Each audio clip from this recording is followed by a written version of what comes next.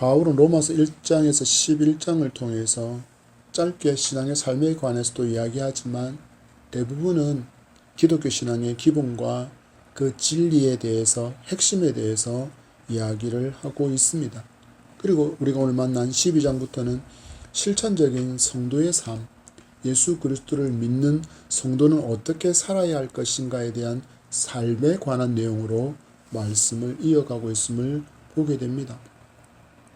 짧게 요약해보자면 이제까지 기독교 신앙의 핵심을 들었다면 이제는 그 익히고 배운 것을 신앙의 삶으로 실천해야 한다라는 것입니다.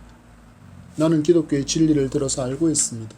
나는 기독교의 진리를 받아서 믿고 있습니다라고 고백한 후에는 반드시 이 진리를 삶으로 실천해야 한다라는 것입니다.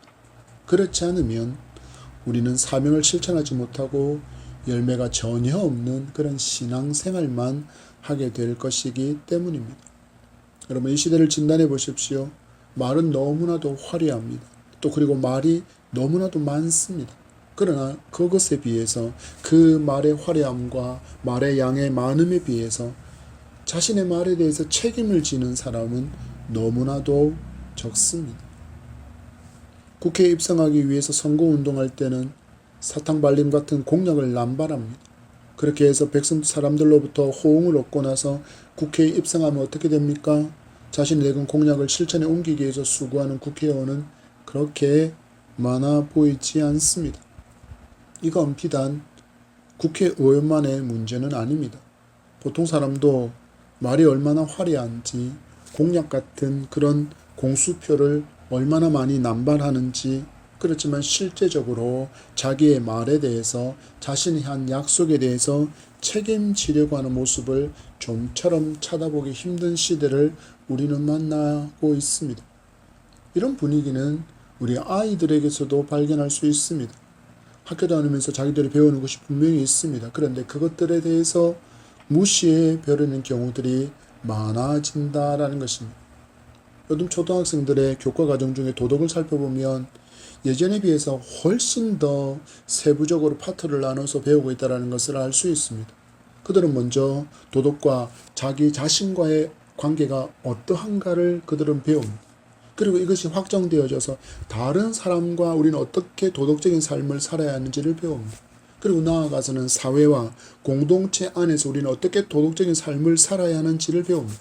그리고 더 나아가서 자연에 대해서는 우리는 어떤 도덕적인 마음을 가지고 자연을 바라보고 자연을 이용해야 되는가에 대한 것들도 그들은 분명히 배우고 있습니다. 가장 기본적인 가치와 질서에 대해서 이해할 수 있도록 그들은 교육받습니다. 그런데 아이들이 사회 현장에서 마주하는 현실은 이 모든 교육을 통해서 알게 된 가치관을 붕괴시키기에 너무나도 충분합니다. 학교에서는 분명히 질서와 사회 규범을 배울 때 이것이 자기에 관련된 것이고 다른 사람과 사회 질서이기에 준수해야 한다라고 배웠습니다. 그러나 아이들은 부모의 손에 잡아 이끌려서 무단횡단을 하게 됩니다. 신호를 위반하는 것을 경험하고 다른 어른들의 그런 모습을 보면서 이런 것이 마치 당연한 것처럼 여겨진다라는 것입니다.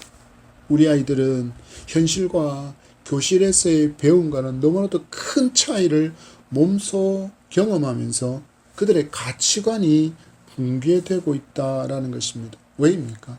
그들이 배웠던 그 가르침과 세상 속에서 일어나는 일들이 너무 정반대의 모습을 보여주고 있기 때문에 그들은 지금 굉장한 가치관의 붕괴를 맞이하고 있다는 것입니다.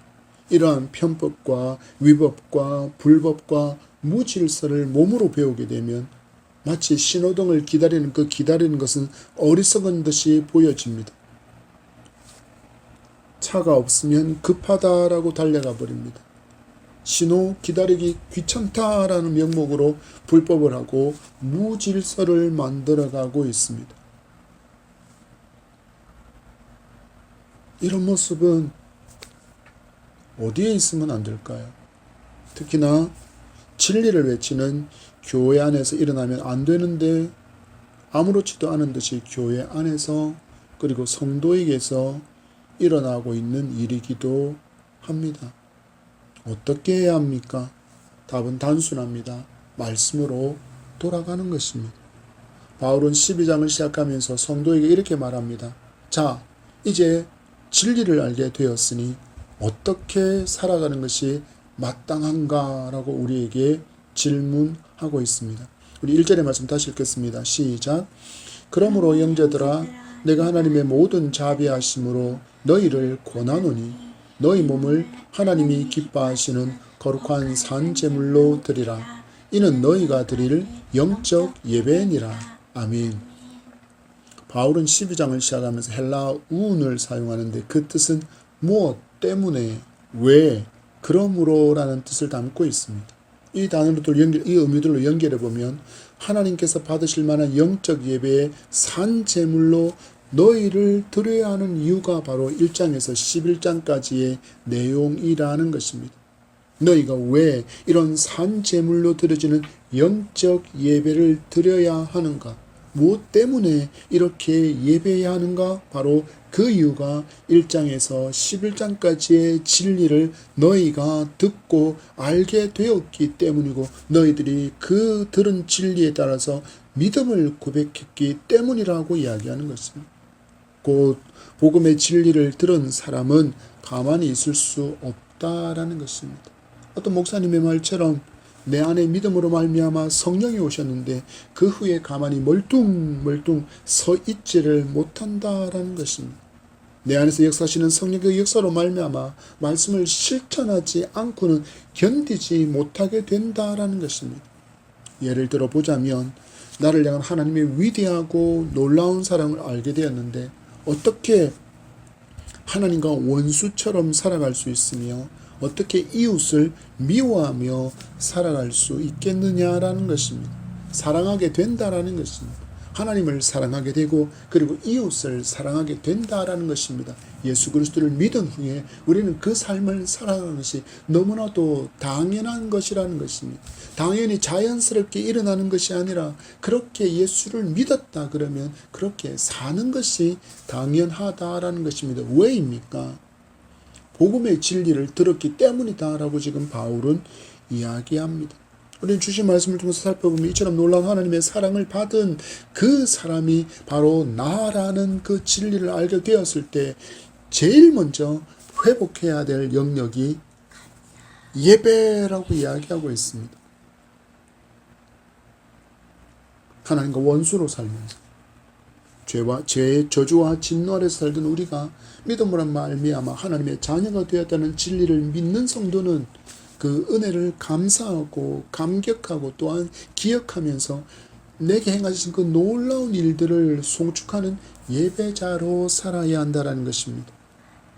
그런데 왜 바울은 하나님의 모든 자비하심을 강조하면서 예배를 말하고 있는 것일까요? 내가 하나님의 모든 자비하심으로 너희를 권하노니, 우리가 어떤 의지를 가진 것으로 인해서 예배하게 된 것이 아니라 전적으로 하나님의 자비하심의 결과로 우리가 예배자가 되었기 때문에 바울 또한 이 하나님의 자비하심을 강조하고 있는 것입니다. 이처럼 복음의 진리를 믿고 알게 된 성도는 하나님께 바른 예배를 드려야 합니다.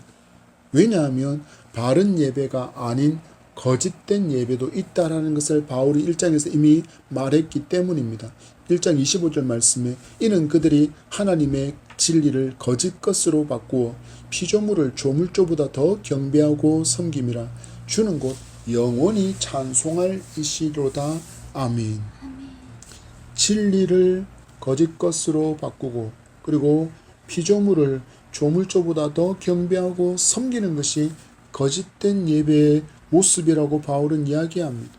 오직 하나님만이 사람이 경배해야 될 대상인데 사람은 자꾸 엉뚱한 것을 자신의 신뢰의 대상, 도움과 경배의 대상처럼 섬기고 경배하고 있다라는 것입니다.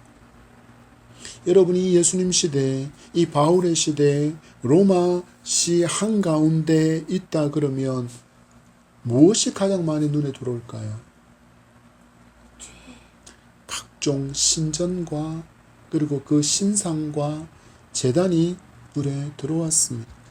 사람의 손으로 세워진 신상이 신으로 숭배되고 있었습니다. 이런 신들을 섬기는 거짓에서 벗어나 여호와 하나님만을 경배하라고 말씀하며 하나님께 예배하는 자는 자기의 몸을 하나님께서 기뻐하시는 거룩한 산제물로 드리라고 이야기합니다. 무슨 말입니까? 예배하는 사람은 자기 전부를 하나님께 드리는 사람이어야 한다라는 것입니다. 몸은 예배당에 있지만 머리로는 다른 것을 생각하고 다른 것을 계획하고 있다면 그거에는 흠이 생겨버린 것입니다. 이런 재물은 하나님께서 기뻐하지 않습니다. 여러분, 연애하던 때를 생각해 보십시오. 사랑하는 사람이 나 아닌 다른 남자나 다른 여자를 쳐다본다면 어떤 마음이 일어납니까? 질투가 일어납니다. 하나님도 분명히 우리를 향해서 당신은 질투하시는 하나님이라고 말씀하셨습니다. 출애굽기 3장 34절 14절 말씀에 너는 다른 신에게 절하지 말라. 여호와는 질투라 이름하는 질투의 하나님이니라. 분명히 나는 질투하는 하나님이다. 내가 너희들을 질투하기 때문에 너희들이 나 아닌 어떤 대상에게 몸을 굽히고 마음을 굽혀서 그것들을 의지하는 그 모든 것들을 나는 너무나도 싫어한다라고 말씀합니다. 이 땅의 모든 신은 우상입니다. 존재하지 않는 것들을 사람이 만들고 신이라고 부르면서 숭배할 뿐입니다. 결국 하나님께서 만드신 것을 하나님과 같은 존재처럼 여기고 섬기지 말라라는 것입니다. 우리가 경배할 것은, 우리가 신뢰할 것은, 우리가 믿고 의지할 것은 오직 하나님 한 분뿐이라는 것입니다. 그 외에 사람들이 신뢰하는 사람 혹은 돈, 어떤 환경, 이 모든 것들은 하나님의 창조의 작품들이기 때문에 그것은 숭배와 의지할 대상이 아니고 신뢰할 대상이 아니라는 것입니다. 그것을 하나님 말씀합니다. 신이다. 그것이 바로 우상이다라고 지금 하나님은 말씀하고 있는 것입니다.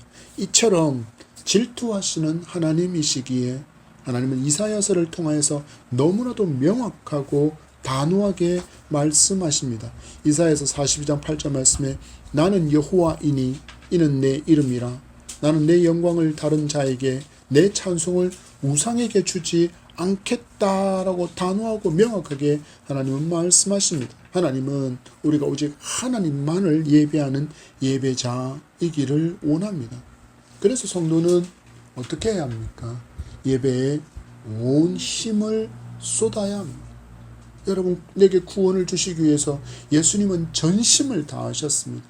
특히 아버지와 관련된 일에는 정말 전심전력을 다하시는 모습을 성경 어디에서라도 우리는 발견할 수 있습니다. 기도하기 위해서 특별히 늘 구별된 시간을 가지셨습니다. 늦은 밤이었고 새벽이었고 혹은 밤을 새우시기도 하셨습니다. 심지어는 땀방울이 핏방울이 될 만큼 그렇게 간절히 기도도 하셨습니다. 예수님께 대충은 없었습니다. 늘 최고와 최선의 삶만이 예수 그리스도께 있었습니다. 예수님께서 이렇게 사셨다면 구원받은 성도 역시 마찬가지의 태도와 자세로 신앙의 삶을 살아가야 합니다. 하나님과 관계된 것이라면 최선을 다해야 합니다. 왜냐하면 모세에게 주신 말씀에 따르면 하나님께서 받으시는 제사의 제물은 흠이 없어야 했기 때문입니다. 레위기 1장 3절은 말씀합니다. 그 예물이 소의 번제이면 흠 없는 수컷으로 회막문에서 여호와 앞에 기쁘게 받으시도록, 흠 없는 것을 여호와께서 기쁘게 받으시기 때문에 우리는 하나님 앞에 흠 없는 삶이 되어야 한다라는 것입니다. 여기서 흠이 없다라는 말은 미리 사전에 자신을 점검한다라는 의미이기도 합니다. 구약시대의 제사의 모습을 보면 이 번제 제물을 드리기 위해서 사람이 짐승을 끌고 오면 담당 제사장이 나아가서 이 짐승에 흠이 있는지의 유무를 다 둘러보고 판별하고 감정한 후에야 흠이 없다라고 판정을 받은 그 짐승에 한해서 제사의 제물로 쓰일 수 있었기 때문입니다. 그 제물은 어떤 흠도 가질 수 없었습니다. 이 시대의 예배로 표현해 보자면 우리는 예배에 앞서서 철저한 회개의 시간이 있어야 한다는 것입니다. 여전히 회개하지 못한 죄를 덕지덕지 붙이고 예배 자리에 온 것은 아닌지 살펴보아야 하고 철저하게 회개한 심령으로 정결하고 거룩한 예배를 준비해야 한다라는 것입니다. 그렇지 않고 죄를 회개하지도 않은 채로 예배의 자리에 앉아서는 하나님께 바른 예배, 하나님께서 기뻐 받으시는 그 예배를 드릴 수 없습니다. 이사야는 분명히 말씀합니다. 이사야서 59장 2절 말씀에 오직 너희 죄악이 너희와 너희 하나님 사이를 갈라놓았고 너희 죄가 그의 얼굴을 가리워서 너희에게서 듣지 않으시게 함이니라.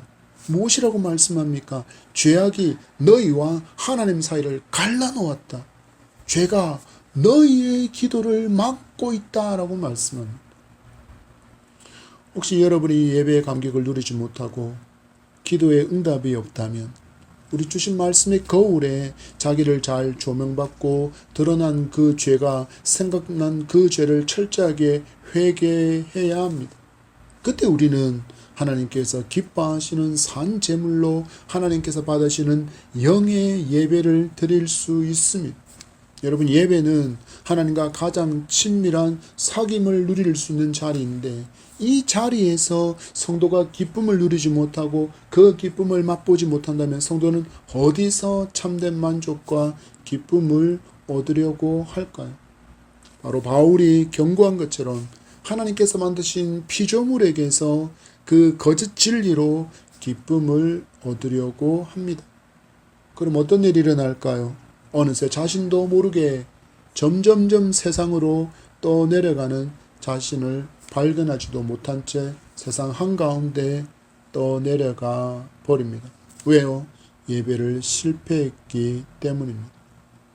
그만큼 성도에게 있어서는 예배가 전부라고 해도 과언이 아닙니다. 우리는 예배를 위해서 부름을 받았기 때문입니다. 하나님 앞에 정결과 거룩한 예배자, 흠없는 산제물로 영적 예배를 하나님께서 기뻐하시는 그 예배를 드리는 우리 모두가 되기를 축복합니다. 주신 2절의 말씀입니다. 시작. 너희는 이 세대를 본받지 말고 오직 마음을 새롭게 함으로 변화를 받아 하나님의 선하시고 기뻐하시고 온전하신 뜻이 무엇인지 분별하도록 하라. 이 절은 사실 로마 성도들이 받아들이기가 정말 어려운 메시지였습니다. 왜냐하면 절대 다수가 이 세대를 본받아서 살고 있었기 때문입니다. 앞에서 말씀드린 것처럼 로마 시는 한 중앙에 서 있다라고 치면 그 주변으로 온갖 우상의 신상이 세워져 있었고 우상을 위한 제단이 차려져 있었고 그리고 거대한 대리석으로 그렇게 기둥을 세운 그 거대한 신전이 즐비했기 때문입니다. 그리고 어딜 가나 그 신전에 속한 사제들이 사제복을 입고 거리를 활보하고 있었습니다. 이 모습이 로마 성도가 거부해야 할 로마의 모습이었다라는 것입니다. 당시 로마는 광활한 지역을 그들의 칼로 정복하고 식민 지배하고 있었습니다. 그리고 정복 지역의 반란을 미리 잠재우기 위해서 식민지 백성들이 섬기고 있던 신들을 인정해 주었습니다. 왜냐하면 이미 로마가 많은 신을 섬기는 다실론 국가였기 때문입니다. 다실론을 가진 로마 사람들이 보기에는 유대교와 기독교는 그냥 같아 보였습니다. 그러다가 시간이 흐르자 유대교는 점점점 쇠퇴하고 자기들이 십자가에 못 박아 죽인 죄수인 예수를 추앙하는 기독교가 그들의 식민지를 점점 채워나가기 시작합니다. 그리고 마침내 로마에도 많은 이방인 그리스도인들이 생기자 로마의 정부는 이 관대했던 식민지의 종교 정책에 대한 변화가 일어나기 시작합니다. 당시 로마 제국의 도시인 그들은 그들이 만들어 놓은 원형극장과 그리고 운동 경기장에서 많은 행사들이 펼쳐졌는데 이 모든 것들은 대부분 다 그들이 숭배하는 신에게 경배하는 우상 숭배와 밀접한 관련이 있었습니다. 그렇다면 크리스찬들이 그들의 우상과 밀접한 관련 있는 일들에 동참을 했을까요? 옹호했을까요? 아니요. 크리스찬들은 오직 한 분 하나님만을 섬겼기 때문에 이러한 활동에 참여하지 않았습니다. 그랬더니 기독교인을 향한 비난이 쏟아지기 시작합니다. 그리고 점점점 이 비난은 거세졌고 나중에는 기독교인을 박해하고 죽이는 일을 자신의 신들을 위한 일처럼 포장하기까지 했습니다. 마치 현대에도 신실한 기독교인들이 술자리나 혹은 각종 노름의 자리, 번잡하고 음란한 유흥문화에 참석하지 않았다는 그 이유 때문에 직장 동료들에게, 상사에게, 후배에게 또한 자기 소속된 어떤 그룹에서 박해받는 것과 같은 선상이라고 우리는 이해할 수 있습니다. 개인주의와 황금만능주의가 이 시대가 따르고 있는 가치관인데 바울은 이야기합니다. 너희들은 그거 본받지 말라. 이 시대를 보십시오. 종교라는 이름을 가진 그 많은 종교들이 그 순수함과 그 정결함이 모두 사라져 가고 있습니다. 기독교라고 예외일까요? 아니요. 기독교도 마찬가지입니다. 복음에 대한 순수성과 그 정결함이 점점점 빛을 잃어버리고 있습니다. 혼전 순결과 동성애를 이야기하며 마치 시대에 뒤처진 목회자처럼 인식됩니다. 마치 교회는 그저 여러 여가 생활과 사회 활동의 한 방편으로 생각하기도 하고, 그래서 자신의 편리와 혹은 이익, 내가 갖고 있는 그 사고 체계 방식과 조금만 다르다고 판단되면 너무나도 쉽게 그 교회를 떠나서 세상으로 돌아가거나 혹은 너무나도 그냥 소비자처럼 그렇게 쭉 뒤에 의자에 기대에 앉아서 마치 강연을 듣는 듯이 찾아와서 종교 생활만 유지하는 그 정도로만 참여하고 있으면서도 그들은 스스로 자신을 부르기를 크리스찬이라고 부른다라는 것입니다. 이것이 지금 시대의 복음의 순수성과 정결함을 잃어버린 우리 기독교의 현 주소라고 말할 수 있습니다. 바울의 말을 주목해 보십시오. 너희가 이 복음의 진리를 알게 되고 믿게 되었다면 이제는 이 세대를 본받아 살면 안 된다라고 선포하고 있습니다. 이 삶은, 이 세대를 따라가는 삶은 성도에게 합당하지 않는 삶의 모습이라는 것입니다. 그리고는 뭐라고 이야기합니까? 오히려 마음을 새롭게 함으로 변화를 받으라고 이야기합니다. 1절에서는 무엇을 이야기했습니까? 우리의 몸을 거룩한 제물로 삼으라고 선포한 후에 이제 2절에서는 우리의 마음도 변화가 있어야 한다라고 강조하고 있습니다. 한마디로 새 술을 어디에 담으라고요? 새 부대에 담으라고 말하는 것입니다. 왜 그래야 합니까? 우리는 믿음으로 말미암아 새로운 피조물이 되었기 때문입니다. 그래서 옛사람이 즐거워하던 일들을 미워하고 싫어해야 합니다. 왜냐하면 그때 하던 그 모든 일들이 어떤 신분으로 했던 일일까요? 바로 죄의 노예였으며 마귀의 종으로서 하나님과 원수였던 신분으로 행한 것들이었기 때문에 우리는 그 모든 것을 이제는 버려야 합니다. 예수님을 믿습니다 라고 말을 하는데 내 삶의 변화와 내 가치관의 변화가 따르지 않는다면 우리는 나의 믿음에 대해서 정말 진지하게 고민해야 합니다. 나는 잘 믿고 있는가? 나의 믿음은 바른 믿음이 맞는가라고 진단해 보아야 한다라는 것입니다. 그렇지 않으면 점점 왜곡된 세속화된 믿음을 가질 뿐입니다. 오늘 말씀 앞에 우리의 삶과 우리의 신앙을 점검해 봅시다. 나는 예수 믿기 전과 예수 믿은 후에 어떤 변화를 겪고 있는가? 바울의 메시지에 따르면 하나님의 선하시고 기뻐하시고 온전하신 뜻이 무엇인지가 분별하는 삶을 살고 있는 것인지 내 신앙과 내 삶을 말씀의 거울에 조명받아 보아야 한다라는 것입니다. 내 삶이 하나님의 선하심과 동떨어진 것이고 하나님께서 싫어하시는 것을 하고 온전하신 뜻이 무엇인조차도 고민하지도 않고 그냥 교회만 다닌다면 여전히 우리는 이 세대를 따르는 삶이 될 수밖에 없습니다. 분명히 말합니다. 여기서 선하지 않은 것. 이것은 기뻐하지 않는 것을 본받는 성도가 되지 말아야 한다라는 것입니다. 곧 하나님께서 인정하시는 삶을 살아야 한다는 것을 잊지 않아야 합니다.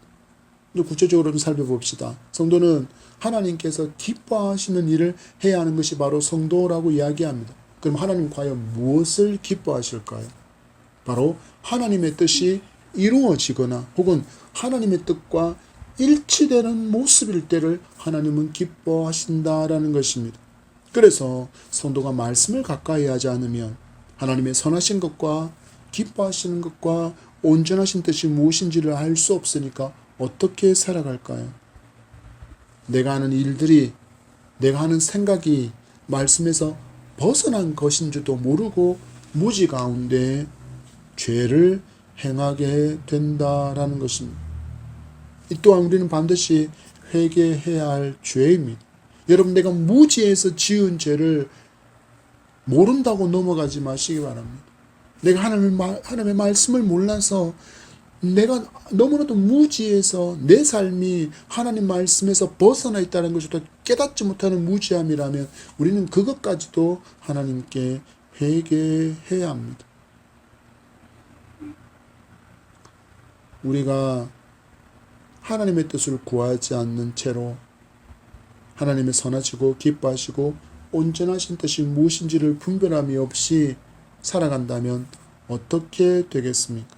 당연히 세상적인 가치관으로 교회를 바라보게 됩니다. 먼저는 교회의 직분이 마치 계급처럼 여겨집니다. 목사는 사장쯤 되겠습니다. 그래서 교회가, 성도가 마치 자신의 소유이고 부하 직원인 양 함부로 대하고 재정 또한 허투루 사용하기도 합니다. 장로는 상무와 전무 같은 임원이고 권사도 안수집사도 집사도 계급처럼 여겨서 더 높이 올라가면 뭔가 된 사람처럼 여기면서 큰 소리치고 자신을 알아주지 않으면 분노하고 당짓고 대적하고 분열을 조장합니다. 그리고 더 많이 섬기는 것과 많은 헌금을 하는 것을 자랑으로 여기고 자신을 드러내려고 합니다. 내가 이 교회에 헌신한 게 얼마인 줄 아니? 내가 이 교회에 얼마만큼 많이 헌신하고 얼마만큼 많이 돈을 낸 줄 아니? 얼마만큼 많이 헌금한 줄 아니? 라고 그것을 자랑하면서 자신을 드러내려고 한다는 것입니다.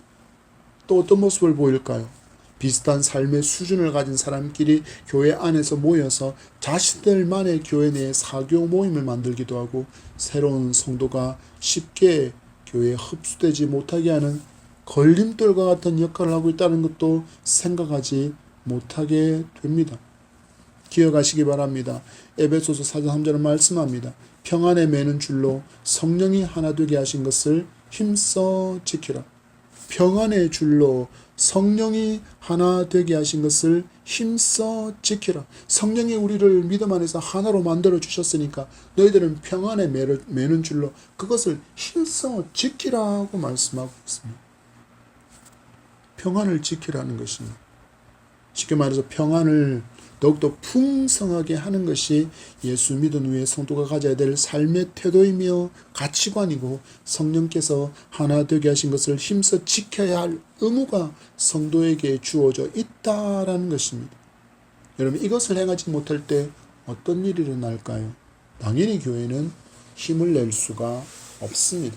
교회는 앞에서 잡아당겨주는 사람, 뒤에서 밀어주는 사람이 함께할 때 힘을 낼 수 있습니다. 마치 줄다리기 할 때처럼 한 방향으로 영차 하고 정확한 순간에 힘이 모여야 큰 힘을 낼 수 있는 것처럼 그렇게 성도는 평안에 매는 줄로 하나 되는 것을 위해서 힘써야 합니다. 그런데 만약에 그렇지 않고 평안으로 하나 되게 하는 것을 깨뜨려 분열케 한다면 이 또한 말씀에 불순종하는 회개해야 할 죄라는 사실을 성도는 분명히 알아야 합니다. 얼마나 많은 한국 교회에 분란이 있는지, 얼마나 많은 사람들이 서로 대적하고 있는지, 얼마나 내가 저 사람 때문에 교회를 못 다니겠다라고 말하는지, 내가 저 사람만 없으면 신앙생활 잘할 것 같다라고 말하는지, 얼마나 많은 갈등과 얼마나 많은 분쟁이 있는지 그래서 한국교회가 전혀 힘을 내지 못하고 있다는 것을 우리는 분명히 말씀 앞에 깨달아야 할 것입니다. 주신 말씀은 우리에게 바른 예배를 요구하고 바른 마음과 믿음 안에서 새로워진 마음을 가진 성도로서의 삶을 요구하고 있습니다. 이를 위해서 성도는 반드시 말씀을 알아야 하고 또한 그 말씀에 즐거이 순종해야 합니다. 말씀을 맺습니다. 여러분, 믿음을 가졌다는 말은 신앙의 대상의 가르침을 온전히 순종하겠다라는 결단을 담고 있습니다. 우리의 신앙의 대상이 누구입니까? 바로 하나님이십니다. 그리고 하나님의 말씀으로 우리를 향한 하나님의 기대를 이미 알려주셨습니다. 하나님을 믿고 말씀을 가까이 하지 않으면 결국 우리는 무엇을 모를까요? 바로 하나님의 뜻을 알 수가 없습니다. 여러분, 일주일에 2-3번 예배에 참석해서 듣는 설교로 하나님의 뜻을 다 알 수 없습니다. 어떻게 해야 합니까? 성도 스스로가 말씀을 읽고 듣고 묵상하는 데 열심을 내야 합니다. 그러면 말씀을 붙들고 말씀을 기억하며 세대를 본받지 않는 삶을 살아갈 수 있습니다. 이 삶이 우리를 향한 하나님의 기대라고 바울은 외치고 있습니다. 이제 성도인 우리는 죄인이 아니라 의인이라 칭함을 받게 되었고 마귀의 종이 아니라 하나님의 자녀가 되었습니다. 아버지와 자녀라는 친밀한 관계가 된 것입니다. 이처럼 놀라운 은총의 관계를 회복하시려고 독생자 예수 그리스도께서 못하셨습니까? 십자가에서 죽으셨습니다. 그 은혜, 그 사랑을 가장 깊이 표현하고 고백하고 찬양하며 하나님을 만나는 현장이 바로 예배입니다. 그래서 성도는 흠없는 산제물로 영적 예배를 드려야 하는 것입니다. 이처럼 하나님께 바른 예배자로 살게 되면 하나님과의 관계가 견고해지고 그리고 나아가서 다른 모든 관계들이 바로 세워지게 되는데 그것이 곧 하나님 사랑과 이웃 사랑의 실천으로 이어진다라는 것입니다. 여러분, 이렇게 하나님께서 기뻐하시는 삶을 살아가는 그 성도가 어찌 맛을 잃어버린 소금처럼 세상 사람들한테 밟혀서 조롱을 당하겠습니까? 오히려 세상이 감당할 수 없는 믿음의 삶을 보여주게 될 것입니다. 말씀으로 내 삶을 조명해 보십시오. 나는 세상 사람들한테 조롱받는 맛을 잃어버린 크리스찬입니까? 아니면 삶에서 선한 영향력으로 사람들에게 하나님의 영광의 빛을 발하는 성도입니까? 여러분은 선한 영향력으로 사람들에게 영광의 빛을 발하는 성도가 되시기를 축복합니다. 이 세대를 본받지 않고 하나님의 선하심과 하나님의 기쁨을 온전하신 하나님의 뜻을 분별하는 삶으로 하나님의 영광을 드러내며 살아가는 우리의 삶이 되기를 축복합니다.